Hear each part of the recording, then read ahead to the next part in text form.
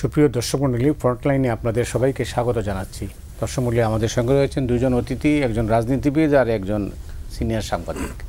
পরিচয় করে দিয়ে সৈয়দ মোয়াজ্জেম হোসেন আলাল, সবাই তাকে চেনেন। তার পেশা হচ্ছে অ্যাডভোকেট, সাবেক সংসদ সদস্য আর বিএনপি চেয়ারপারসনের উপদেষ্টা। স্বাগত জানাচ্ছি আপনাকে। মাসুদ কামাল এই মুহূর্তে জনপ্রিয় টক শো আলোচক, সিনিয়র সাংবাদিক। মাসুদ, আপনাকেও স্বাগত জানাই। ধন্যবাদ। আলাল ভাই, আপনাকে দিয়ে শুরু করি। আজকের শিরোনাম হচ্ছে দেশ আজ কোন পথে? আমরা কি সঠিক পথে আছি নাকি আমরা পথ হারাচ্ছি? না, পথ হারাই নাই, তবে পথ হারানোর মতো একটা ক্রস রোডে গিয়ে দাঁড়িয়েছি বোধহয়। কেন? আমাকে সেটা মনে হচ্ছে। কারণটা হচ্ছে ওই ভদ্রলোকের নামটা আমার খেয়াল নেই, একজন মার্কিন অভিনেতা, খুব নামকরা। উনি বলেছিলেন যে সত্য কথাটা খুব রসালোভাবে বলো, না হলে কিন্তু তোমার বিপদ আছে। সত্য কথাটা হচ্ছে এই যে এর মাঝখানে দেখলাম গাজীপুরের সাফারি পার্ক থেকে একটা নীল গাই হারিয়ে গেছে, 5 দিন পরও তাকে ফেরত পাওয়া যায় নাই। একইভাবে এই জুলাই আগস্টের দিকে নেতাকর্মীদের হত্যাকাণ্ডের সঙ্গে জড়িত একজন ওসি, তিনি থানা থেকে পালিয়ে গেছেন, তাও প্রায় 10-12 দিন হয়ে গেছে, তাকেও খুঁজে পাওয়া যায় নাই। আবার 17 বছর দাপটের সাথে দেশ শাসন করে সব কিছু নিজেদের কর্তৃত্ব নিয়ে রানীর মতো আচরণ করে পুরোপুরি টিম সহ দেশ থেকে পালিয়ে গেছেন, 6 মাস পরেও তাদের এখন পর্যন্ত কোনো খবর নেই, খবর পাওয়া যায় নাই আওয়ামী লীগ।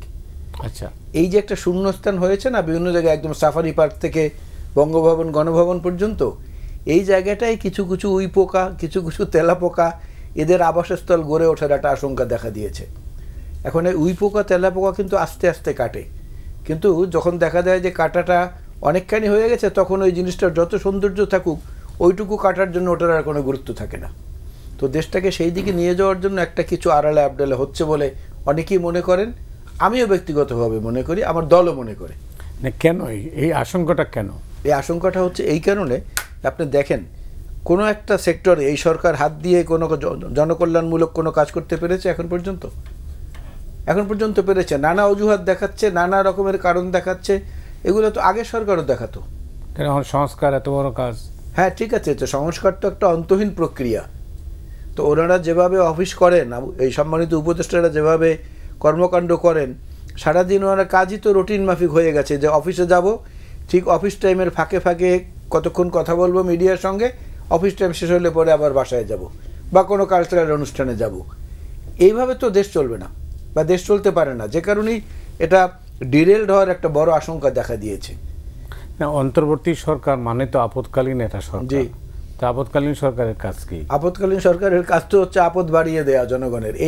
এই আপদকালীন সরকারের জনগণের আপদ বাড়িয়ে দিয়েছে, দ্রব্যমূল্য ঠেকাতে পারেনি, আইন শৃঙ্খলা পরিস্থিতি সঠিক করতে পারেনি, বৈষম্যবিরোধী ছাত্র আন্দোলনের নেতাদের সঙ্গে তাদের দূরত্ব তৈরি হয়েছে, বিএনপির সঙ্গে দূরত্ব তৈরি হয়েছে, কোনো কোনো দলের সঙ্গে আবার ঘনিষ্ঠতা বেড়েছে যাদের জনগণের মধ্যে শিকড় নেই, এরকম কোনো কোনো দলের সঙ্গে। তো সেই জিনিসটার মধ্য দিয়ে মানুষ একটা আশঙ্কার মধ্যে আছে যে এই আপদকালীন সরকারকে যে উদ্দেশ্য নিয়ে মানুষ সর্বাত্মক সমর্থন দিয়েছিল, সেটা উল্টোভাবে চলে এসে এখন আপদ হয়ে ঘাড়ে বসে গেল কিনা, এটা নিয়ে কিন্তু একটা বড় প্রশ্নবোধক চিহ্ন রয়ে গেছে সাধারণ মানুষের মধ্যে। কারণ আপনি দেখবেন যে যেখানে যাবেন মানুষের কাছে জিজ্ঞাসার কোনো শেষ নাই যে ভাই এটা কেন হচ্ছে, ভাই এটা কেন হলো, ওইটা হলো কেন, একটু ভালো হলো না কেন, কোনো কিছুতেই কোনো কিছু মানে তালগোল পাকিয়ে ফেলেছে, আর সব কিছুতেই কোনো কিছুতেই কোনো সুনির্দিষ্ট সমাধানের দিকে যেতে পারছে না। আর পরামর্শ নেওয়া যেটা অভিজ্ঞদের কাছ থেকে, সেই কাজটাও করতে ওনাদের কেমন যেন একটা অনীহা। আপনি দেখেন ডক্টর ইউনূস সাহেবের তো যথেষ্ট সম্মান রয়েছে সারা পৃথিবীতে, ওনার তো এত ঘন ঘন বিদেশ সফরের কোনো প্রয়োজন আছে বলে আমি মনে করি না। কারণ এটা তো এমন না যে যেখানে যাচ্ছেন তারাই যে খরচ দিচ্ছে, তো আমাদের জাতীয় বাজেট থেকেই তো যাচ্ছে। তো এখন যে আমাদের দুর্ভোগ বা দুর্যোগ, সেই সময়টা ওনার এগুলোতে না গেলে কী হয়? সুইজারল্যান্ডে যে অনুষ্ঠানটায় গিয়েছেন, এখানে যত ছোট টিম নিয়ে যাক আর যে করেই যাক, এটা খুব বেশি প্রয়োজন ছিল আমার কাছে অন্তত মনে হয় না।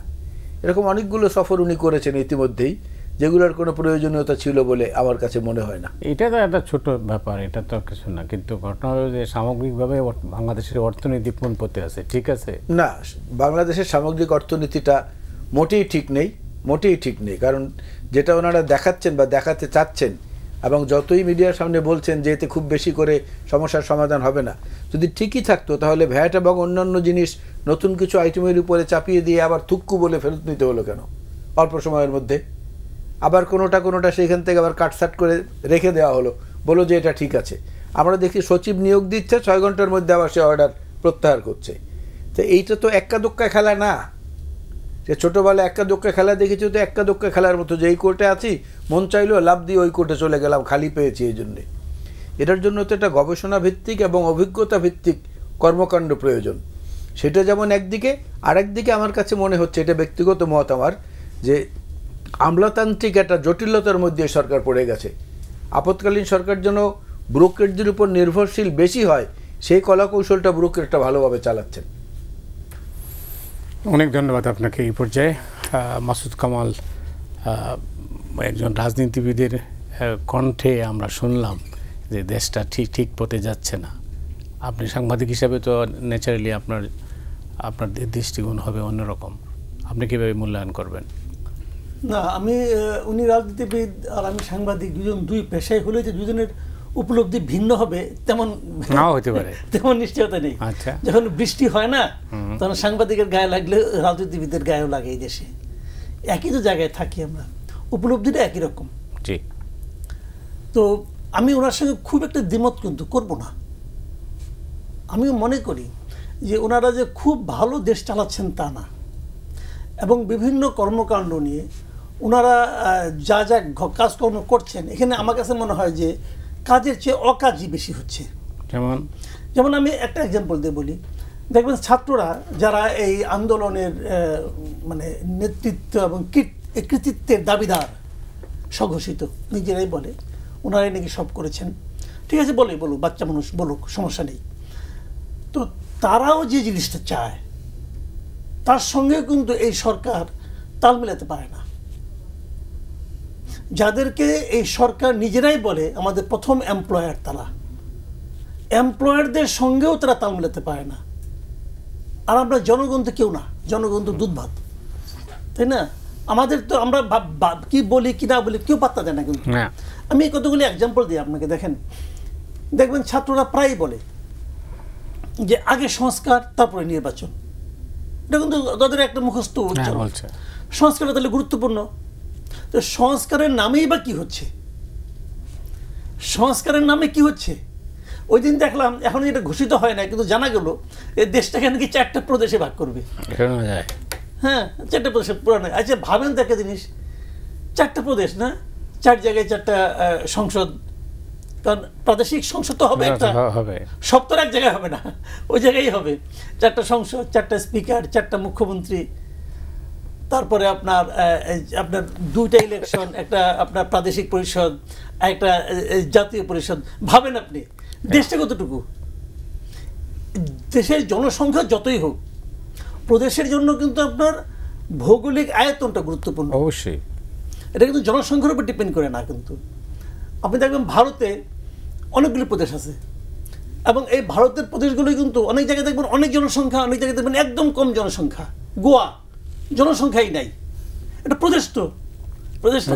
তাহলে কি কারণে এটা হয়? এটা হলো ভৌগোলিক কারণে হয়।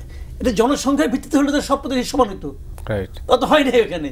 তো ওই দেশে এখন দেখেন আপনার তামিলনাড়ুর সঙ্গে পশ্চিমবঙ্গের ভাষারই কোনো মিল নাই, গুজরাটের সঙ্গে পশ্চিমবঙ্গের ভাষার কোনো মিল নাই, 14-15টা ভাষা। তো আমাদের একটা কালচার, একটা ভাষা, তার মধ্যে আপনি 4টা প্রদেশ করবেন। আবার দেখলাম সাখাওয়াত সাহেব বলছেন না 5টা প্রদেশ করতে হবে, এটা করে উনি আবার একটা লেখাও লিখে ফেলাইছেন, 5টা প্রদেশ। এর আগে শুনছিলাম 2013 সালের দিকে ডক্টর জাফরুল্লাহ চৌধুরী বলছিলেন যে 17টা প্রদেশ লাগবে। তারও আগে 2010 সালে শুনছিলাম এরশাদ সাহেব বলছিলেন 7টা প্রদেশ লাগবে, কারণ তখন 7টা বিভাগ ছিল। এদের উনি চাইলে 7টা প্রদেশ লাগবে। তো এগুলি কি তগলুকি কাণ্ড? এরশাদ সাহেব যেটা 2010 সালে বলে গেছেন, সেই জিনিসটা বাস্তবায়নের দায়িত্ব নিচ্ছে 2024 সালে এসে বিপ্লবের নামে। এরা করবে সংস্কার, এদের মাথার মধ্যে কিছু আছে, নতুন কিছু আছে। আপনি দেখবেন ছোট বাচ্চাদেরকে যদি আপনি একটা ভূত আঁকতে বলেন না, ওরা দেখবেন কাগজ কলম নিয়ে এমন কিছু একটা আঁকবে যেটা একদম মানুষের মতোই, খালি সাইজে একটু বড়, আর হয়তো 2টা চোখের জায়গায় 3টা চোখ, দুইটা শিং, বড় বড় দাঁত, এই তারা কিন্তু এর বাইরে যাইতে পারবে না। কারণটা কি? ওদের কল্পনার দৌড় ওই পর্যন্ত। তারা কিন্তু এই কল্পনাটাকে একটু বিবর্ধিত করে আঁকে। ওনাদের অবস্থা হচ্ছে ছোট বাচ্চার মতো। তো এই প্রদেশ যে মাথার মধ্যে ঢুকছে, একটা কিছু নতুন কিছু দিতে হবে যেটা নিয়ে আলোচনা হয়। তো দিয়ে প্রদেশ এখন একজন বলছে 7টা, একজন বলছে 17টা, একজন বলছে 5টা, তাহলে আমরা 4টা রাখি, হইল। তো এইগুলি সংস্কার কিন্তু এটা কাদের দাবি? ছাত্রদের দাবি। এবং ছাত্রদের দাবিকে ওরা এইভাবে ফলো করতেছে।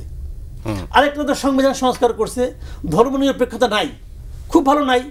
তারপর আবার রাষ্ট্র ধর্ম নিয়ে কী কয়? তাতে কিছু বলে না।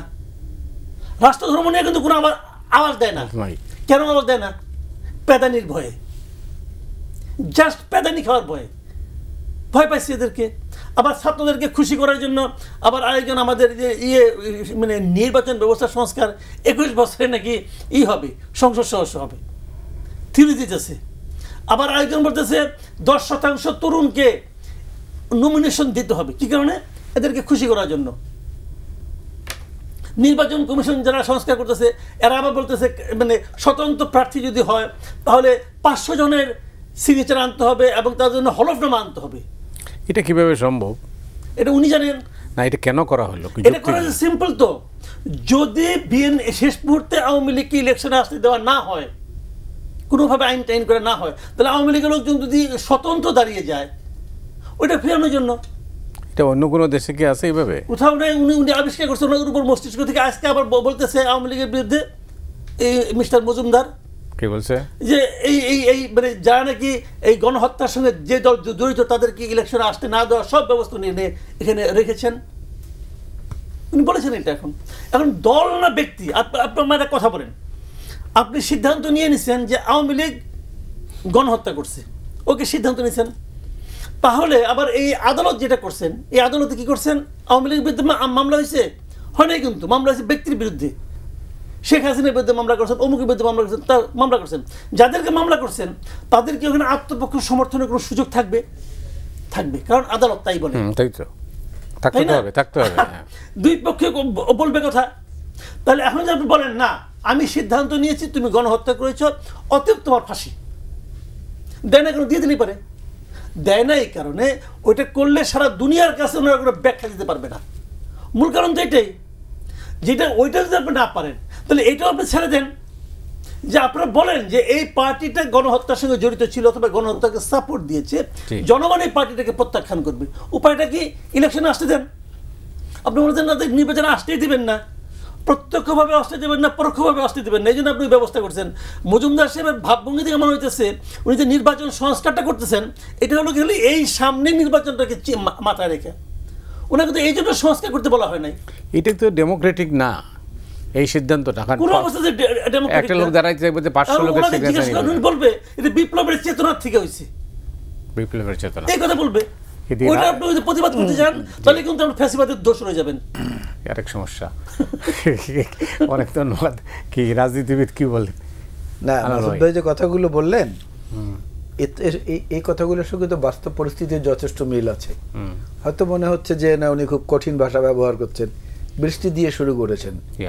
তো বৃষ্টিতে বাংলায় বলে কাক ভেজা বৃষ্টি, কিন্তু ওই বৃষ্টিতে শুধু কাক তো ভেজে না, মানুষ ভেজে, গাছপালা ভেজে, পশু পাখি ভেজে, সবাই ভেজে। ওই রকম আর কি, ক্যাটস অ্যান্ড ডগসের মতো অবস্থা।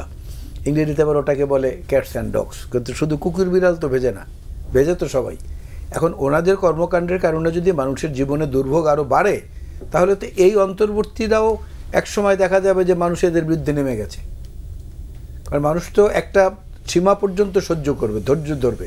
তার ধৈর্য ধারণের ক্ষমতাটা শেষ হয়ে গেলে তখন তো সে রাস্তায় নামবে, রাস্তায় নেমে প্রতিবাদ করবে। কারণ যেটা বলছেন যে যদি আপনি কিতে ভালো কিছু চান তাহলে আপনাকে কি করতে হবে, সময় দিতে হবে। তো এইটা ছিল তাদের বক্তব্য।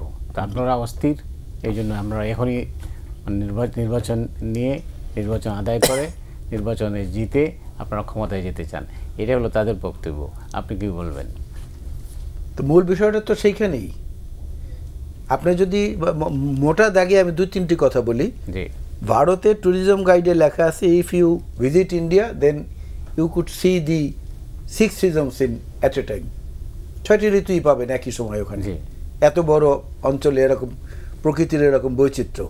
আবার মিশরের ট্যুরিজম গাইডে লেখা আছে, if you see the pyramid, if you want to see pyramid then please come to Egypt. বাংলাদেশের ট্যুরিস্ট গাইডে কি আছে লেখা আছে আমার জানা নাই, তবে এখানে বর্তমান প্রেক্ষিতে এটা লিখলে ভালো হয় যে every country has a history but Bangladesh itself creates history. আপনি যদি এটা দেখেন 1940-এর লাহোর প্রস্তাব থেকে আজকের দিন পর্যন্ত দেখেন কতবার পরিবর্তিত হয়েছে আমাদের পথ নকশা বা পথরেখা যেটাকে বলে, রোড ম্যাপ হিসাবে শব্দটা খুব পরিচিত। আজকেও এসে সেরকম একটা গোলকধাঁধার মধ্যে গোটা জাতি পড়ে গেছে। গোটা জাতি গোলকধাঁধার মধ্যে পড়ার কারণে যদি কারো এরকম কোনো ইচ্ছা বা আগ্রহ জন্মায় যে না আমি এখানে উল্টোপাল্টা কিছু করব, সেটা তো নিয়ন্ত্রণ করা সম্ভব হয় না, কারণ ওনাদের তো সেই অভিজ্ঞতাটা নাই দেশ পরিচালনার। তার মধ্যে আবার এসব উদ্ভট আবিষ্কার করে এক একজন এক এক কথা বলছেন। নিজেদের মধ্যে সমন্বয়হীনতাই তো দূর করতে পারলেন না 6 মাস বসে। নিজেদের মধ্যে যে কোঅর্ডিনেশন, সেইটাই তো টিমওয়ার্ক, সেইটাই তো করে দেখাতে পারলেন না। ওই দ্বিতীয় বিশ্বযুদ্ধে খুব সফলতার সাথে কিন্তু যুদ্ধের মিত্রশক্তির পক্ষে যুদ্ধের সেনাপতিরই দায়িত্ব একরকম পালন করেছিলেন উইনস্টন চার্চিল, কিন্তু যুদ্ধ পরবর্তী নির্বাচনটাই কিন্তু তিনি হেরে গেছেন, জয়লাভ করতে পারেন নাই। এই ইতিহাস তো আমাদের চোখের সামনে আছে। তার থেকেও যদি শিক্ষা না নেয় ডক্টর ইউনূস সাহেবের মতো এরকম একজন সর্বজন শ্রদ্ধেয় মানুষ, তার নেতৃত্বে টিমটা কি যে করছে, এটাই উনি নিজেও অনেক সময় বোঝেন কিনা আমার কাছে মনে হয়, বা উনি জিম্মি হয়ে গেছেন কিনা এটা নিয়েও কিন্তু অনেক জায়গায় অনেক আলাপ আলোচনা হয়।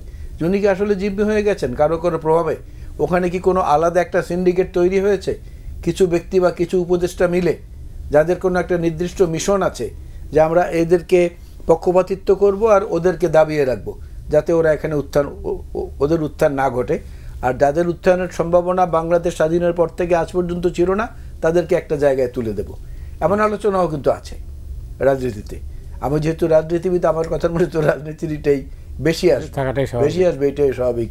ওই রেস্টুরেন্টে খেতে গিয়েছে, তারপরে একটা নতুন আইটেমের ব্যাপারে ম্যানেজার এসে জিজ্ঞেস করলো, যে রাজনীতিবিদকে জিজ্ঞেস করলো, স্যার আমাদের যে চিকেন পটেটো দিলাম নতুন আইটেম, এটা সম্পর্কে তো কিছু বললেন না, একটু মন্তব্য করেন স্যার, কেমন হলো, এটা তো আমাদের নতুন আইটেম। হ্যাঁ, তো রাজনীতিবিদ তখন উত্তর দিল যে পটেটো দেখে মনে হলো যে পটেটো নিরঙ্কুশ সংখ্যাগরিষ্ঠতা নিয়ে আছে, আর চিকেনের কথা যদি বলেন এটা ম্রিয়মান বিরোধী দলের মতো অবস্থান করছে। তো এখন এই দেশের মানুষ হয়ে গেছে ম্রিয়মান বিরোধী দল, ওনারা হয়ে গেছেন সংখ্যাগরিষ্ঠ পটেটো। তো এই জায়গাটা দিয়ে কোন ঠিকানায় নিতে চাচ্ছেন আমরা আসলে বুঝতে পারছি না। রাজনীতির বহু অভিজ্ঞ মানুষদের সঙ্গে কথা বলেছি, তারাও বলছেন যে আমরা তো এটা আসলে বুঝতে পারছি না যে কোন দিকে যাচ্ছে বা কি হচ্ছে। না, একটা লক্ষ্য তো তাদের আছেই, এটা তো স্বাভাবিক, থাকাটাই স্বাভাবিক না, নিশ্চয়ই আছে তারা, নাইলে তারা তো এইভাবে তো চলছে। আমরা হয়তো মনে করতেছি তারা পথ হারিয়েছেন বা এলোমেলো অবস্থা, কিন্তু নিশ্চয়ই একটা কারণ তো, কিছু একটা তো আছে। শোনেন, পাকিস্তান আমলে একটা সিনেমার পোস্টার দেখেছিলাম বরিশালে, তখন নায়িকা ছিল নীলু, খুব সুন্দরী নায়িকা। তো নীলু 2 পা ছড়িয়ে দাঁড়িয়ে আছে, পুরুষের পোশাক পরা, 2 কোমরে 2টা পিস্তল এবং যুদ্ধের পোশাক পরা, আর তার 2 পায়ের নিচ থেকে ট্রেন যাচ্ছে। তো ওই পোস্টার দেখে খুব আগ্রহ করে বাবার পকেট থেকে পয়সা চুরি করে সিনেমা হলে ঢুকেছিলাম যে নীলুর 2 পায়ের মধ্যে থেকে ট্রেন কিভাবে যায় এটা দেখতে হবে, কিন্তু সিনেমা হলে ওই দৃশ্য আর দেখি না। তারপর কি বলতে, এই যে আমরা যে সাবান কিনি, লাক্স সাবান, দেখেন না কি সুন্দরী মহিলাদের ছবি থাকে, তো কিনি তো সাবান, মহিলাকে তো কিনতে পারি না, মহিলার ছবিটা দেখেই খুশি থাকতে হয়। তো আপৎকালীন সরকারের এই কর্মকাণ্ড দেখেই সুখী থাকতে হবে। সমাজের কি বিবর্তন হচ্ছে বা মানুষের জীবনে কোনো ভালো পরিবর্তন আসছে এটা বোধহয় দেখা হবে না, খুব শীঘ্র দেখা হবে না আমার কাছে মনে হয়। আপনার নিশ্চয়ই কোনো কারণ আছে যে কেন দেখা? কারণ এই যে বললাম যে এখন পর্যন্ত ওনারা প্রি টেস্টেই তো অ্যালাউ হতে পারেন নাই, এরপরে টেস্ট, তারপরে হলো ফাইনাল পরীক্ষা। তো প্রি টেস্টেই যদি অ্যালাউ না হয়, টেস্টের জন্যই তো যোগ্য হবেন না, তখন কি হবে? আর অনিশ্চয়তা পড়বে জাতি। অনেক ধন্যবাদ আপনাকে। যেটা বললেন যে টেস্টেই অ্যালাউড না, এই জিনিসটাই জানেন, মানে মূল যে টেস্টে একটা লোক কখন অ্যালাউ হয় না, যখন তার কোনো প্রিপারেশন থাকে না। এই সরকার কি কোনো প্রিপারেশন ছিল? না, ছিল না, এটা তো স্বাভাবিক। এবং এটা প্রধান উপদেষ্টা নিজেও বলতেছেন আমার কোনো প্রিপারেশন ছিল না, উনি শেষ মুহূর্তে আসতেও চায় নাই। কারণ আপনি একজন লোককে জোর জবরদস্তি করে ধরে এনে পরীক্ষা হলে বসাই দিয়েছেন, অ্যান্ড বসাই দিয়ে আশা করতেছেন তুমি স্ট্যান্ড করো, তুমি এমন মার্কস পাও যে তোমার নাম্বার যেন সর্বোচ্চ হয়। এটা আমি দোষটা কি ওনাকে দেবো না আপনাকে দেবো? আপনাকে দিব। আর ওনাকেও দিব। ওনাকে কোথায় দিব? যে বাবা তুমি পারবা না, ফেল করবা, যাই না কোনো পরীক্ষা হলে বসলা, যতই তোমাকে টানাটানি করুক, তুমি কেন বসলা? একটা লোক যদি বোঝে যে আমি আসলে অতটা ক্যাপাবেল না, অথচ আমাকে এই চেয়ারে থাকতে হবে, কারণ পুরো জাতির ঐক্যের স্বার্থে আমাকে থাকতে হবে, তাহলে ওনার কি করণীয়? ওনার করণীয় হলো ওনার আশেপাশে এমন এমন সহযোগী লোককে বেছে বেছে আনা, যাতে নাকি ওনাদের দক্ষতায় ওনার অদক্ষতাটা চাপা পড়ে যায়। এটা কিন্তু একজন মানে ক্রিয়েটিভ এবং ক্যাপাবেল লোকের মানে বৈশিষ্ট্য হওয়া উচিত। ইউনূস সাহেব কি বললেন কয়েকদিন আগে, যে নুরুল কবিরকে একটা ইন্টারভিউ দিলেন, উনি কি বললেন? উনি বলেন উনি নিজেও শিখতেছেন, দেখি কি হয়। আচ্ছা, তারপরে নুরুল কবির একটা প্রশ্ন করলো, আপনার উপদেষ্টাদের অনেকেই তো ক্যাপাবেল না। উনি বললেন যে আমি ওনাদের কি বলবো, আমি তো নিজেই ক্যাপাবেল না, তো ওনাদেরকে আমি কি বলবো? আচ্ছা, এই কথাগুলিকে আপনাকে মনে হয় যে কোনো মানে রাষ্ট্রনায়ক জনিত কোনো লেখা মানে বক্তব্য হলো? এটা কি মনে হয় যে কোনো সরকার প্রধান এ ধরনের বক্তব্য দিতে পারেন? উনি কিন্তু ক্যাজুয়াল ভঙ্গিতে বললেন, খুবই ক্যাজুয়াল ভঙ্গিতে, এবং ভঙ্গিটা কিন্তু আমার খুব ভালো লাগছে যে এত সহজ সরলভাবে উনি ভঙ্গিতে উনি একটা দেশ চালাচ্ছেন। কি আনন্দ, কি আনন্দ, তাই না? কিন্তু এটা তো ওনার ব্যক্তিগত না পারার, ব্যক্তিগত সাফল্য অসাফল্যের বিষয় নয়। উনি যদি না পারেন, এই মুহূর্তে ওনার করণীয় কি? ওনার করণীয় যে কি, এটা ওনাকে বললে উনি শুনবেন? উনি তো শুনবেন না। কিন্তু আমি বলি আপনাকে, দেখেন একটা জিনিস কি, আমি একটা সিম্পল একটা জিনিস বলি আপনাকে। এই যে এক ধাক্কায় অর্থ বছরের মাঝামাঝি এসে আপনি শতাধিক পণ্যের উপর ভ্যাট বাড়ালেন এবং সম্পূরক শুল্ক বাড়ালেন, কার সঙ্গে আলাপ করে সিদ্ধান্ত নিয়েছেন? কার সঙ্গে?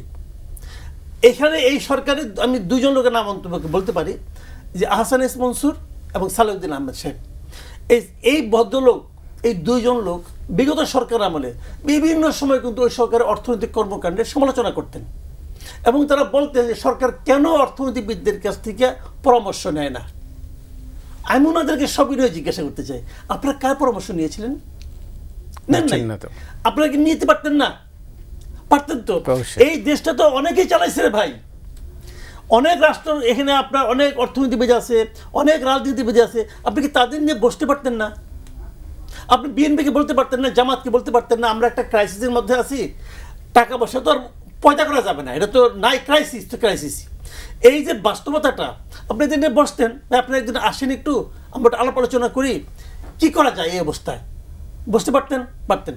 ডক্টর ইউনূসের একটা আন্তর্জাতিক পরিমণ্ডল, ওনার একটা খ্যাতি আছে, একটা সুখ্যাতি আছে।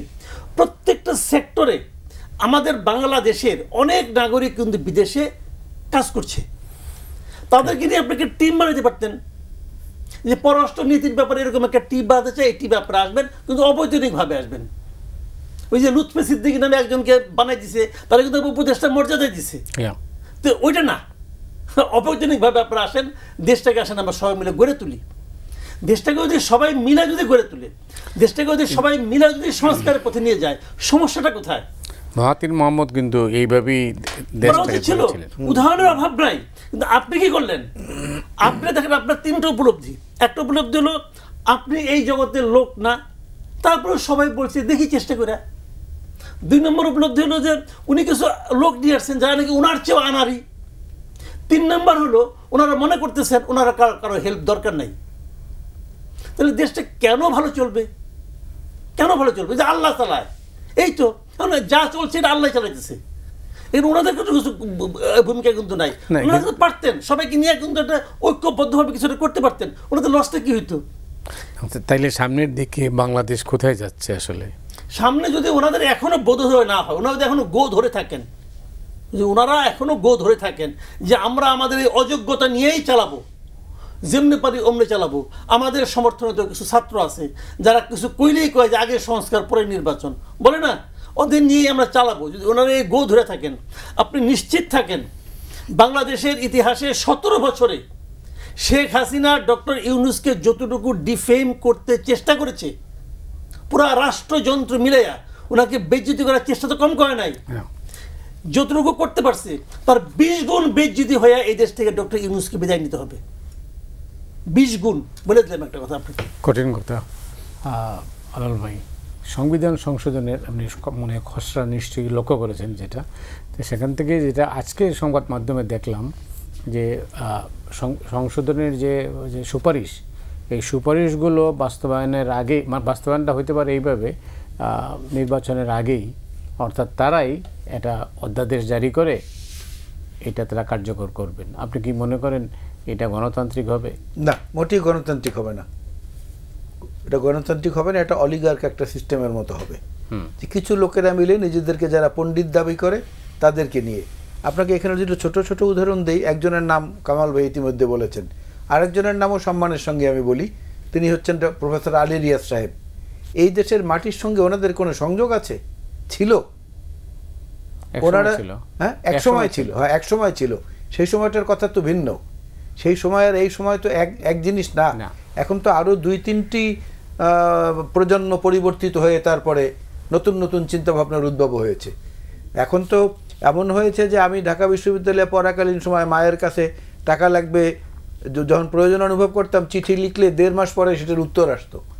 এখন তো ফোনে আমি এই মুহূর্তের মধ্যে, কয়েক সেকেন্ডের মধ্যে ফ্লোরিডায় অবস্থিত আমার ছেলে এবং পুত্রবধূর সঙ্গে কথা বলি, তাও সচিত্র প্রতিবেদনের মতো করে কথা বলি। সুতরাং যুগের এবং তালের তো পরিবর্তন হয়েছে। মাটির গন্ধ বা মাটির ছোঁয়া যেখানে নাই, তাদের কাছ থেকে তো সেই মাটির কল্যাণকর কোনো কিছু আপনি আশা করতে পারেন না। তার মস্তিষ্ক প্রসূত চিন্তা হয়তো অনেক কিছু হতে পারে, সেটার সঙ্গে এই দেশের মানুষের যে মিলবে এমন তো কোনো গ্যারান্টি নেই। একটা কথা কিন্তু আছে, what is popular is not always right, and what is right not always popular. এই দুইটাকে মেনটেন করে কিন্তু কাজ করতে হবে। কিন্তু ওনারা তো পরামর্শ নিচ্ছেন না। মাসুদ ভাই যে কথাটা বলছেন, এটা আপনার শোতে এর আগে আমি 2 বার কমপক্ষে বলেছি যে অভিজ্ঞ যারা দেশ পরিচালনা করেছে, যারা বিভিন্ন প্রতিষ্ঠান চালিয়েছে এর আগে, তাদের সঙ্গে পরামর্শ করে তারপরে এগোন। সেই পরামর্শটা করছে তারা, এমন নমুনাও তো আমরা পাচ্ছি না। যেই কারণেই কিন্তু এই দুশ্চিন্তাটা এত বড় আকারে মাথা বেড়েছে। একটা জিনিস আছে যেটাকে বলা হয় টাই ব্রেকার ডিসিশন। ফুটবল খেলার মধ্যে যেভাবে সমান সমান গোল হলে পরে টাই ব্রেকার দেওয়া হয়, ওইরকম একটা ডিসিশন দিতে হয়, যিনি নেতা বা দলনেতা তাকে দিতে হয় টাই ব্রেকিং ডিসিশন। 2 পক্ষ কথা বলছে, এই পক্ষ কথা বলছে, ওই পক্ষ ওই কথা বলছে, 2 পক্ষেরই 2 অংশের কথার মধ্যে কিছু কিছু জিনিস খুব যৌক্তিক মনে হয়, যে এটাকেও বাদ দেওয়া যাবে না, এই অংশটাকেও বাদ দেওয়া যাবে না।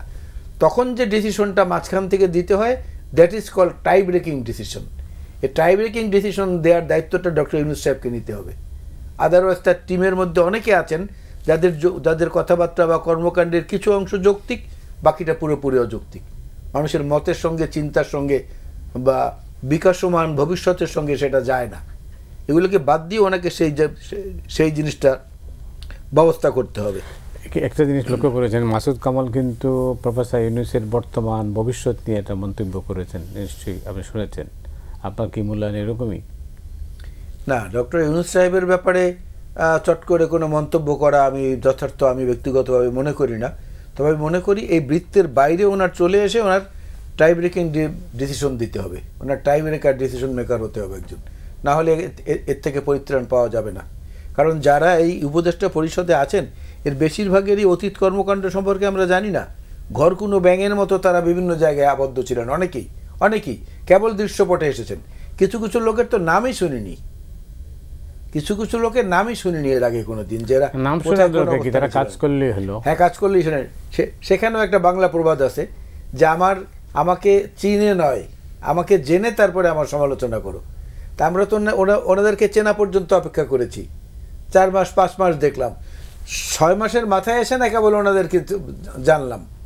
এর আগে তো জানতে পারেন নাই, এর আগে তো জানতে পারিনি, এর আগে শুধু চিনেছি। এখন জানতে পারার পর তো সমালোচনা না করে পাচ্ছি না। তাহলে এই প্রবাদের সঙ্গে মিলে যায় যে আমাকে চিনে নয়, আমাকে দেখে, আমার কাজ দেখে তারপরে আমার সমালোচনা করো। কাজ দেখেই তো এখন আমরা সমালোচনাটা করছি, এবং এটা তো দেশের ক্ষতির জন্য না, ওনাদের দুর্নাম করার জন্যও না। মানুষের প্রত্যাশার সঙ্গে সঙ্গতি রেখে জীবন ঘনিষ্ঠ সমস্যাকে যদি অগ্রাধিকার না দেওয়া হয়, আপনি সংস্কার বলেন, তারপরে কি বলে অন্য রিফরমেশন বলেন, বড় বড় বাগাড়ম্বর দিয়ে কি হবে? ক্ষুধার্ত পেটে কোনো তত্ত্ব কথা শুনতে চায় না। অনেক সাধারণ মানুষ এখন আধা পেটা খেয়ে থাকে, আমাদের প্রত্যক্ষ অভিজ্ঞতা থেকে বলছি। এবার মাসুদ কামালের কাছে যাই। এই তো শুনলাম সব কিছুতেই, কিন্তু একটা কিন্তু আছে, আমরা যাব কোথায় আসলে? আমাদের সব অতীতও খারাপ, বর্তমানও খারাপ, ভবিষ্যতে আমরা কি দেখতে পাচ্ছি? হ্যাঁ মোদি ভাই, আমি একটা কথা বলি, আপনি যাওয়ার জায়গাতে খুব বেশি একটা আসছে আমাদের কাছে তা কিন্তু না। একটা বিষয় হলো কি, আমরা তো ডক্টর ইউনূস সরকারকে ওন করি, এখনো করি, কিন্তু ডক্টর ইউনূস সরকার যদি সফল হয় তাহলে আমার তো মনে হয় যে আমার চেয়ে খুশি খুব কম লোকে হবে। আমি তো খুবই খুশি হব। কেন হব? কারণ আমরা তো এই সরকারটার উপরে ভরসা করি। আপনি তো অনেক অভিজ্ঞতা হয়েছে, আপনি অনেক কিছু দেখছেন এই জীবনে, আমরাও কম দেখিনি একদম। আপনি বলেন তো বাংলাদেশে ইতিহাস, এই ভূখণ্ডে, বাংলাদেশ বাদ দেন, এই ভূখণ্ডে এর আগে এমন কোনো সরকার কি আসছে যারা নাকি এত সমর্থন নিয়ে আসতে পারছে? দেশের প্রচলিত মানে চলমান যে রাজনৈতিক দলগুলো অ্যাক্টিভ আছে, অ্যাক্টিভ প্রত্যেকটা রাজনৈতিক দলের সাপোর্ট এই ডক্টর ইউনূস সরকারের উপর ছিল। প্রত্যেকটা মানুষের ডক্টর ইউনূসের সরকারের উপর ছিল।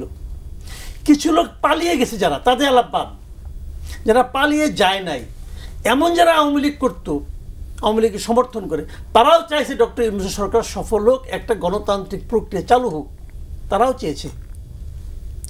কিন্তু এই যে সমর্থন, এই সমর্থনের ভার বহন করার মতো ক্ষমতাই এই সরকারের ছিল না। এটা সবচেয়ে আনফর্চুনেট। এবং এটা যে তাদের নাই, এটা কে কবে বুঝছে আমি জানি না। আমি কিন্তু প্রথম দিনই বলছি, যখন উপদেষ্টা পরিষদ গঠন করলেন না, এই নামগুলি দেখে আমি বুঝছি যে এইগুলি ক্যাপাবল লোক না। একটা বিপ্লবী যে সরকার, এটা তো একটা গণ অভ্যুত্থানের মাধ্যমে একটা সরকার গঠন হয়েছে না। তো গণ অভ্যুত্থানের চেতনা, এই যে উনি প্রথম যখন আপনার 17 জন না 19 জনকে নিয়ে করলো, তারপরে আরো 3 জন 21 করলো, 24 করলো, কত কিছু করলো, একটা গণ অভ্যুত্থানের সরকারের যে চেতনাটা, যে চিন্তাটা, যে ভাবনাটা থাকা দরকার, তাকে এই উপদেষ্টাদের মধ্যে শতকরা 80% উপদেষ্টা ধারণ করে না। তারা জীবনেও জানতো না তারা এই কাজে দায়িত্ব পাবে, তাদের মিনিমাম প্রিপারেশন ছিল না। এমনকি যারা আন্দোলন করছে, আপনি একটা কথা ভাবেন, যখন আন্দোলনটা হয়, চূড়ান্ত পর্যায়ে আন্দোলনটা, তখন যাই যদি আপনি একজন আন্দোলনকারী একজন লোককে বলতেন যে ভাই তুমি আন্দোলন ঠিকঠাক মতো করো, তুমি যদি করতে পারো তাহলে এই নূরজাহান বেগমকে আমরা স্বাস্থ্য উপদেষ্টা বানাবো, তার হাতে আমরা স্বাস্থ্যের সমস্ত দায়িত্ব দিয়ে দিব, অথবা বিধানচন্দ্র রায় পোদ্দার একজন আছে, ওনাকে আমরা মন্ত্রী বানাবো, আরেকজন আমেরিকায় থাকে, তাই আমেরিকা থেকে ডেকে আনবো, উনি 7 দিন পরে এসে শপথ নেবেন, তারপরে তার হাতে আমরা মুক্তিযুদ্ধ মন্ত্রণালয়ের দায়িত্ব দেব। যদি বলতেন, ওই ছেলে অথবা ওই মেয়ে অথবা ওই বৃদ্ধা যেই হোক, ওইখানেই থেকে উঠে আসি ঘরে ব্যাক করতো যে এই আন্দোলন আমার করা দরকার নেই, আমি এদের জন্য আন্দোলন করব না। অথচ আপনি তাদের উপর দায়িত্ব দিয়ে দিচ্ছেন এইগুলি সমাধান করার জন্য। তারা পারতেছে না, বুঝতেছেন, তারপরে তাদেরকে সরাচ্ছেন না কেন, চেঞ্জ করছেন না কেন? কারণ আপনার আত্মসম্মানে লাগতেছে যে আমি ডক্টর ইউনূস, আমি এদের নিয়োগ করেছি, আমি ভুল করলে ভুল, এটা দিয়ে আমি করব। আপনি পারবেন না, আপনি পারছেন না, কিন্তু আপনার হুঁশ হচ্ছে না। কেন হুঁশ হচ্ছে না? কারণ আপনি একজন অহংকারী মানুষ। বেসিক্যালি ওনার মধ্যে আচার আচরণে কথাবার্তা কিন্তু খুব বিনয়ী ভাবটা আসে, কিন্তু কাজ করবেন উনি একজন অহংকারী মানুষ। অহংকারটা খারাপ না, যদি আপনার মধ্যে সেই ক্যাপাবিলিটি থাকে। আপনার সেই ক্যাপাবিলিটি নাই। This is the reality. আপনি বলেন এই সরকার, আমি বলেন আপনি গত কয়েক মাসে, গত অগাস্ট থেকে পর্যন্ত আপনি যে কোনো একজন লোককে ডেকে জিজ্ঞেস করেন, ভাই এই কয়েক মাসে তুমি কী পাইছো যেটার জন্য তুমি হ্যাপি? ও বলবে একটা জিনিস পাইছি। কী পাইছি? এখন আর হাসিনাকে দেখতে হয় না, হাসিনা দেশ ছেড়ে ভাগছে। এটা হলো আমার সবচেয়ে বড় প্রাপ্তি। এই জন্য আমি আল্লাহর কাছে শুকরগুজার করি। ইউনূসের কথা কিন্তু কেউ বলবে না, আল্লাহর কাছে ধন্যবাদ জানাবে যে হাসিনা তুমি বিদায় করছো। তো ইউনূস আপনার কী দিল ভাই? নাথিং। এমনকি মানুষের মধ্যে প্রত্যাশাটাও দিতে পারে নাই যে উনি যে একটা গণতান্ত্রিক প্রক্রিয়া, খুব ভালো একটা নির্বাচন দিবে, এই প্রত্যাশাটাও উনি মানুষের মধ্যে দিতে পারছে বলে আমি মনে করি না। পারে নাই তো। তো এই জিনিসটা আপনি যে বলেন তাহলে উপায়টা কী? হ্যাঁ, উপায় একটা আছে। উপায় হলে এখনও সময় আছে, ওনার উচিত হবে যে যত দ্রুত সম্ভব একটা খুব ভালো নির্বাচনের দিকে মনোনিবেশ করা, যে আমি কিভাবে একটা ভালো নির্বাচন করতে পারি। ওই প্রদেশ বাদ ওগুলি চিন্তা করার দায়িত্ব না, 4টা 5টা প্রদেশ, এই চিন্তা করে আপনার সময় নষ্ট করা দরকার নেই। আসলে কিভাবে একটা ভালো নির্বাচন দেওয়া যায়, ওনাকে এই চিন্তার দিকে মনোনিবেশ করতে হবে এবং করে যত দ্রুত সম্ভব একটা নির্বাচিত সরকারের কাছে ক্ষমতা দিয়ে উনি যদি চলে যান উনি ভালো করবেন। উনি যত দেরি করবেন না তত বদনাম হতে থাকবে। যারা নির্বাচন দাবি করে আগে নির্বাচন সংস্কারের আগে যারা দাবি করে তারা দেশের শত্রু, এই কথাও তো আমরা দেখতে পাচ্ছি। হ্যাঁ বলতেছে তো, অনেকে বলতেছে, তাদের চিন্তা থেকে বলতে, তাদের আবার আরেক ধান্দা আছে। ধান্দা কিন্তু সবারই আছে। বিএনপি যখন বলে তাড়াতাড়ি নির্বাচন চাই, বিএনপি একটা ধান্দা আছে না? আছে তো। ওই ধান্দাটা কি? যে আমি ক্ষমতায় যেতে চাই। যারা বলে না আগে সংস্কার পরে নির্বাচন, তাদের ধান্দাটা কি? এটাকে যতটা বিলম্বিত করা যায়, বিলম্বিত হলে আমি আমার দলটাকে গুছাই নিতে পারবো সারা দেশে, তাদের এই ধান্দা সবারই আছে। আর আমার ধান্দাটা কি? আমার ধান্দা হলো আমি অথর্বদের হাত থেকে আপাতত মুক্তি চাই। কারণ আজকে ওদের একটা পলিটিক্যাল গভর্নমেন্ট আছে, যত খারাপ পলিটিক্যাল গভর্নমেন্টই হোক, একসঙ্গে শতাধিক পণ্যের দাম বৃদ্ধির প্রক্রিয়া কোনো পলিটিক্যাল গভর্নমেন্ট যাওয়ার সিদ্ধান্ত না, সাহসী পেত না। তারা চিন্তা করতো যে 5 বছর পরে জনগণের কাছে আমার জবাবদিহি করতে হবে। এতে তো কারো কাছে জবাবদিহি করতে হবে না, আমার ইচ্ছে হলো আমি বাড়াই দিলাম। আমি তো ট্রায়াল অ্যান্ড এরর বেসিসে চলছি। এখন দেশ যদি আপনি এভাবে চালান যে ট্রায়াল অ্যান্ড এরর বেসিসে চলবে, যে হাত দিয়ে দেখি কারেন্ট আছে কিনা, এটা হয় না। এই আদাল ভাই, এই সংকটের সমাধান কি শুধু নির্বাচন না অন্য কিছু? না, এই সংকটের অন্যতম হচ্ছে নির্বাচন। কারণটা হচ্ছে কি, আপনি 71-এর মুক্তিযুদ্ধ যদি দেখেন, সেখানেও কিন্তু আমাদের ভোটের অধিকারকে তুচ্ছতাচ্ছিল্য করে উড়িয়ে দেওয়ার কারণেই কিন্তু মুক্তিযুদ্ধের মতো রক্তাক্ত অধ্যায় আমরা অতিক্রম করে এসেছি। তার পরবর্তীতেও আপনার 2014 থেকে 2018, 2024 3বার ছক্কা মেরেছে আওয়ামী লীগ একতরফা করে। তো লুডো খেলায় 3বার ছক্কা মারলে নাকি পোক্কা হয়। তো 3 ছক্কার পরে পোক্কা হয়ে তারা এখন গায়েব হয়ে চলে গেছে। তো এই যে জিনিসটা হয়েছে, এটার মধ্যে থেকে যেটা দেশের যে ক্ষতিটা হয়ে গেছে বা এখনো যেটা হচ্ছে, এটা তো আসলে মেনে নেওয়া যায় না। একজন সাধারণ নাগরিক হিসেবেও এটা মেনে নেওয়া যায় না। এই কারণে আমাদের এত আর্জি, এত বারবার এদের সঙ্গে কথা বলা। সত্যি কথা বলি, আমার কাছে কেন যেন মনে হয় যে উপদেষ্টা পরিষদের কিছু কিছু ব্যক্তিদের আচার আচরণে মনে হয় যে ওনারা বোধহয় সকালবেলা হই হুল্লোড় করে সাধারণ মানুষকে সঙ্গে নিয়ে কয়েকটা বাস ভর্তি করে কোনো একটা নির্দিষ্ট জায়গায় গেলেন, পিকনিক করলেন, সন্ধ্যার পরে ক্লান্ত হয়ে সারাদিনের উল্লাস আনন্দ ক্লান্ত হয়ে বাড়িতে আবার ফিরলেন, পরদিন আবার আর এক স্পটে চলে গেলেন। এরকম মনে হচ্ছে আমার কাছে, খেলো মনে হচ্ছে জিনিসটা। আর আরেকটা জিনিস আপনাকে আমি এ প্রসঙ্গে বলি, বাংলা সাহিত্যের প্রথম উপন্যাসের নাম হচ্ছে আলালের ঘরের দুলাল। লেখকের নাম পেরিচাঁদ মিত্র, ওনার ছদ্মনাম ছিল টেকনাথ ঠাকুর। তো ওইটা ছিল একটা ব্যতিক্রম বাংলা সাহিত্যে প্রথম, যে সাধু ভাষার সঙ্গে চলিত ভাষা মিশ্রণ করে উনি এই উপন্যাসটি লিখেছিলেন, বাংলা ভাষার প্রথম উপন্যাসটি, যে কারণে ওটা নিয়ে এখনও কিন্তু আলোচনা হয়। তো ডক্টর ইউনূস সাহেব কিন্তু ওই রকম একটা অবস্থার মধ্যে এখন পড়েছেন। মানুষ 2 সময় সাধারণত চুপ থাকে, যখন কিছুই বলার থাকে না, বিরক্ত, অথবা যখন বলতে বলতে ক্লান্ত, যে কোনো কাজ হচ্ছে না, তখনও চুপ করে যায় যে কী করবো, কিছু তো হচ্ছে না। সাধারণ মানুষ কিন্তু এখন এই অবস্থায় আছে। কিন্তু আসার কথা হলো সেইটা যে আমরাই কিন্তু হতাশ হয়ে পড়ে গেছি এর আগে বিভিন্ন সময়। এই জাতির ইতিহাস দেখলে বলবেন, কোমর ভেঙে গেছে, হাঁটু ভেঙে গেছে, ক্লান্ত হয়ে পড়ে গেছি, বিরক্ত হয়ে পড়ে গেছি, আবার কিন্তু আমরা উঠেছি, আবার আমরা ওভারকাম করেছি। সেই জন্য আমি বলবো যে যত কিছুই থাকুক, ইনশাল্লাহ উই শ্যাল ওভারকাম। এডিটোরিয়াল মোটামুটি না, এটা কি কিছু একটা আশা নিয়েই তো মানুষকে বাঁচতে হয়। তা তো ওটাই, আশা ছাড়া আপনি তাহলে বাঁচবেন কেন, বাঁচবেন কিভাবে? তো আমার ধারণা যেটা, সেই জিনিসটা হলো যে এখন যেভাবে চলছে, এখন মানুষ কিন্তু আসলে একটা মানে এটাকে ঠিক স্বস্তিকর মনে করছে না। বর্তমানে এই চলাটাকে মানুষের পরিবর্তন চাচ্ছে, সবাই যার যার মতো কথা বলছে। কিন্তু আমি ব্যক্তিগতভাবে মনে করি যে কোনো সময়ে কোনো কিছু ফুরে যায় না। এখনও কিন্তু এই সরকারের প্রতি সকল পলিটিক্যাল পার্টির এক ধরনের সমর্থন এখনো আছে। তো এই যে সমর্থনটা আছে, এই জিনিসটা ডক্টর ইউনূসকে উপলব্ধি করতে হবে। দেখেন, নূরজাহান বেগমের নাম আজকে থেকে 2 বছর পরে কেউ মনে করতে পারবে না, কেউ পারবে না। কিন্তু ডক্টর ইউনূসের নাম কিন্তু আজকে থেকে 20 বছর পরে মানুষ উচ্চারণ করবে যে তুমি সুযোগটা পেয়ে কি করছিলা। তো সেই সুযোগটা কিন্তু পেয়েছে এই দেশের কোনো জাতি। বঙ্গবন্ধু দেশ স্বাধীনতার পরে এসে নিয়া এত বড় নেতা, উনি কিন্তু মানে সবার সমর্থন পায় নাই। আপনার মনে আছে, জাসদ এক মুহূর্ত শান্তিতে ঘুমাতে দেয় নাই, কিন্তু ওরা তো শান্তি আর শান্তি। তো উনি খালি সিদ্ধান্তটা নেবেন, এবং ওনার আরও সুবিধাটা কি, ওনার তো এখানে থাকার ইচ্ছা নাই। উনি যে লোকগুলিকে আনছেন এই লোকগুলির সম্পর্কে কিছু কিছু জানি, এদের কারোর এবং দু একজন ছাড়া মোটামুটি কারোর কিন্তু থাকার ইচ্ছা নাই।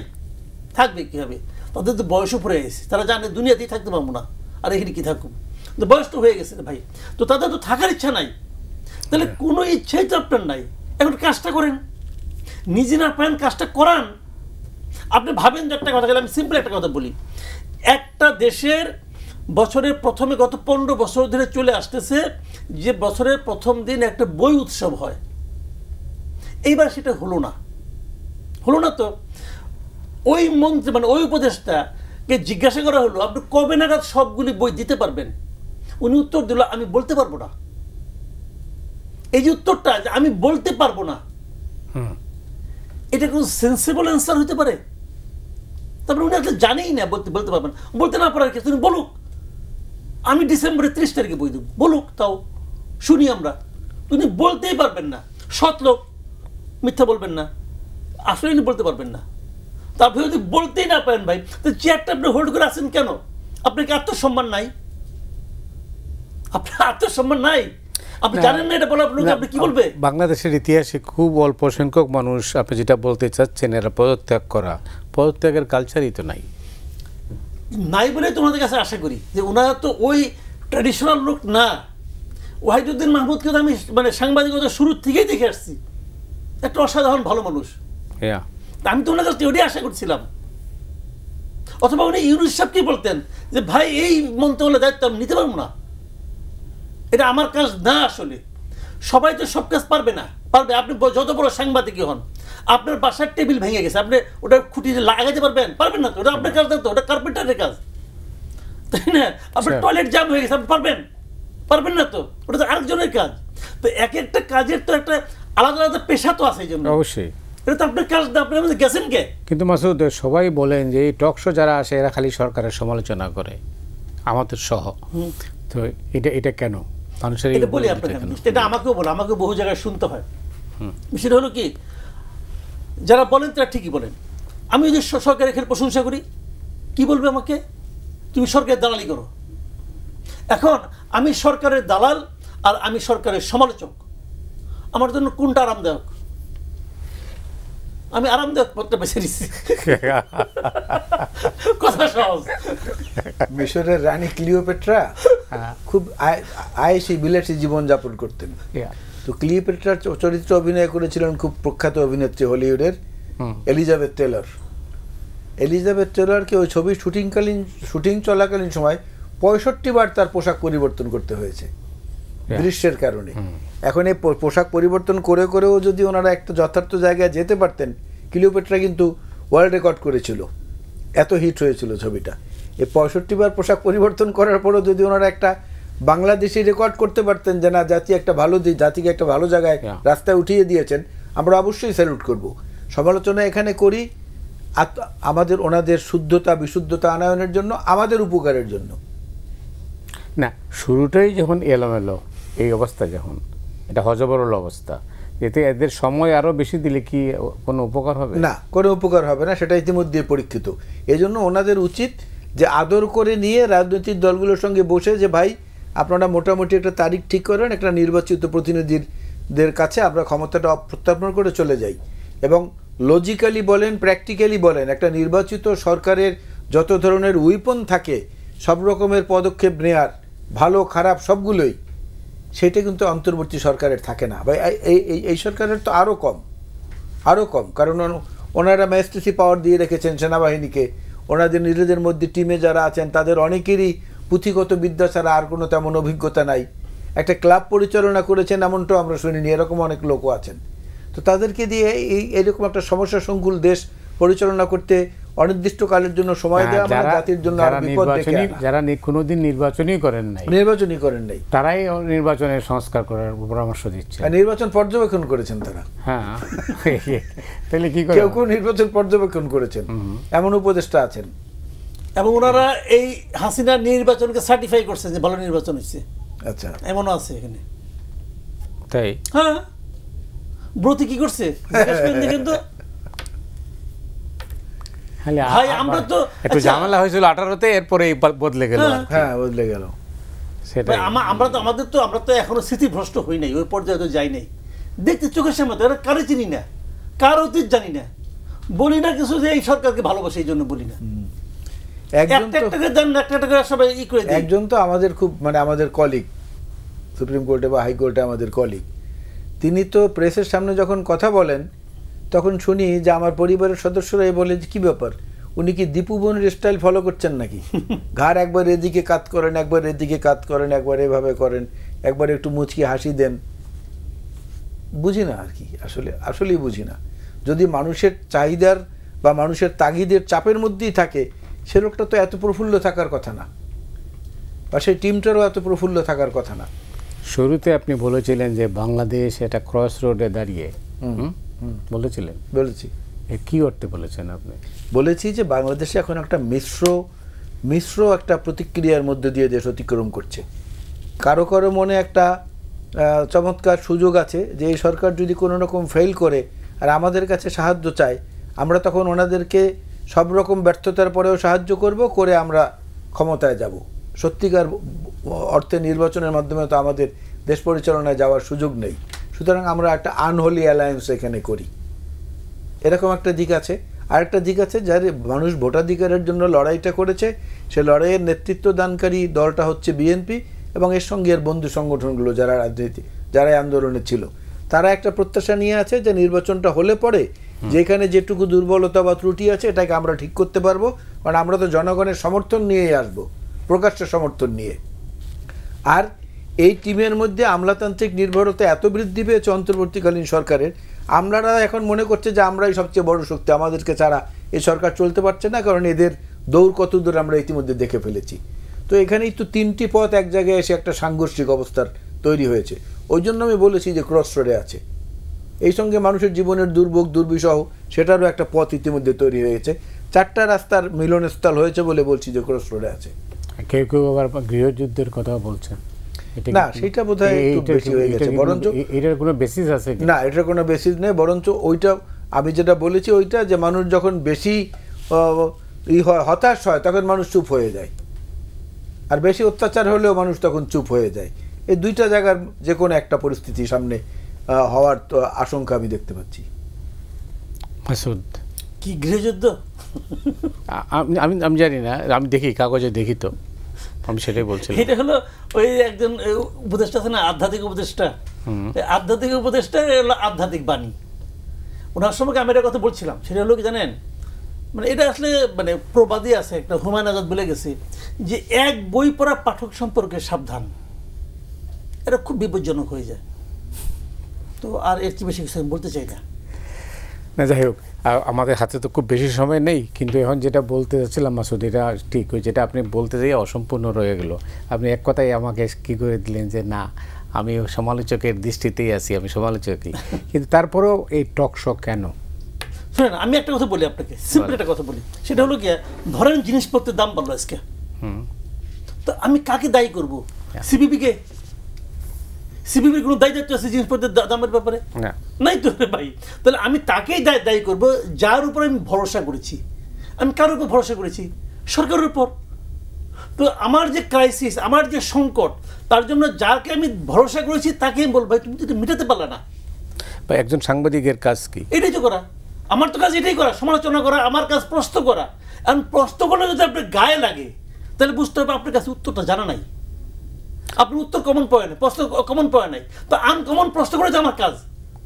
ছোটবেলায় পরীক্ষা খারাপ করতাম না, আপনি বলতে প্রশ্ন কমন পড়ে নাই। আপনি বললেন যে প্রশ্ন করার কি তো আমরা দেখেছি, এটা আমাদের নিয়তি, কি করব? হ্যাঁ, আপনার ফ্রন্টলাইন তো আপনার এই টকশো বন্ধ করে দেওয়া হয়েছিল না, এই প্রশ্ন করে আপনি চালাতে পারেননি। অবস্থাটা এমন দাঁড়িয়েছিল, ওই যে টকশো সম্পর্কে বললেন, অবস্থাটা এমন দাঁড়িয়েছে, একটা উদাহরণ দেই আমি। বলেন।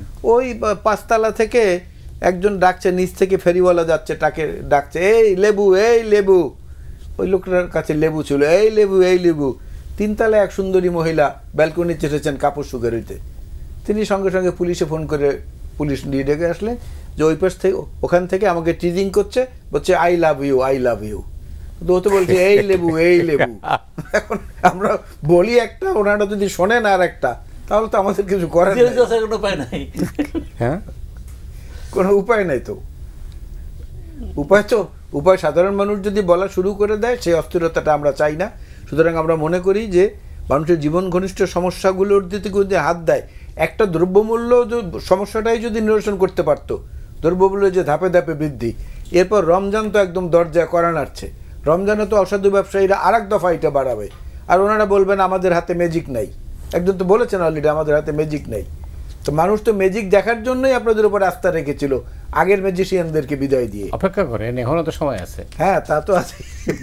অপেক্ষা করবো, অপেক্ষা করতে করতে শিকড় গজিয়ে যাওয়ার অবস্থা হয়েছে। মাসুদ কামাল, শেষ করতে হচ্ছে আমাকে। অনেক ধন্যবাদ আপনাকে আলোচনায় অংশ নেওয়ার জন্য। সৈয়দ মোয়াজ্জেম হোসেন আল্লাহ, আপনাকে অনেক ধন্যবাদ। দর্শক মণ্ডলী, আপনারা যারা এই অনুষ্ঠান দেখলেন, আপনাদের সবাইকে ধন্যবাদ জানিয়ে আজকের মতো এখানে বিদায় নিচ্ছি।